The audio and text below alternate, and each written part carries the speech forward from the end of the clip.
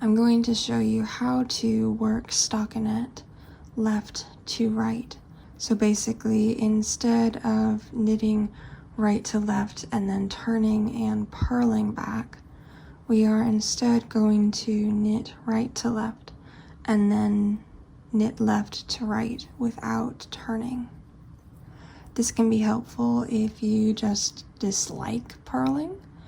It can also be helpful if you have issues with rowing out, the tension on your purl rows being looser than your tension on your knit rows.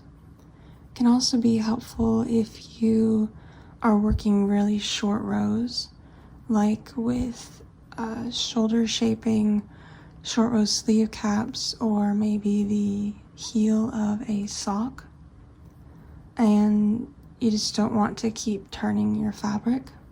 It can also just be a fun challenge if you're interested in that. I'm going to be showing you in the continental knitting style, but I imagine the technique could also be used in the English style, just with the different method of holding your working yarn. So I'm going to first show you how to knit left to right, how to work the stitches. And then, because I typically use this when I'm knitting short rows, wrap and turn short rows, I'm also going to show you how to both resolve a wrapped stitch left to right and how to create a new wrap and turn, just without turning. So first I'm going to insert the left needle through the next stitch on the right needle from front to back, and then pull the yarn over the left needle left to right, pull the stitch over and off the needle. Do that again. Insert the left needle from front to back without removing the right needle. Pull the yarn over the left needle from left to right, and then lift that stitch over and off the left needle. So we've created 2 new stockinette stitches. Going to slip my marker and work to the other side of my row.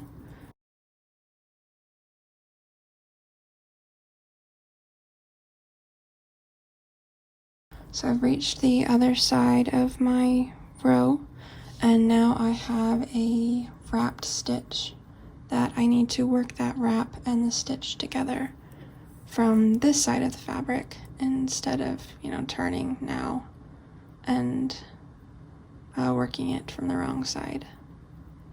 So I'm going to lift the front loop of that wrap, lift it onto the right needle, and then I'm just going to work another stitch through both of those together. Inserted my left needle from the front through both the wrap and the stitch. Bring the yarn over the left needle left to right and pull both, and pull both the wrap and the stitch over and off the left needle. So now we've worked both our wrap and the wrapped stitch together. Now I need to create a new wrap, and this would typically be called a wrap and turn, but we're not turning, so I'm just calling it a wrap. So I'm going to bring my yarn to the front of the work, slip the next stitch, bring the yarn to the back of the work, slip the stitch back to the right needle, and now we've created a wrap on that stitch, and then we can just work our next row normally.